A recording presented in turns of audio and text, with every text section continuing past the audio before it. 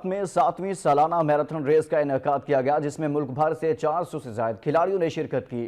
جیتنے والے کھلاڑیوں میں انعامات بھی تقسیم کیے گئے۔ گجرات کی تحصیل کھاریا میں اسپورٹس پلس کے زیر انتظام 7ویں سالانہ 10 کلومیٹر دوڑ کا انعقاد کیا گیا، جس میں ملک بھر سے 400 سے زائد ایتھلیٹس نے حصہ لیا۔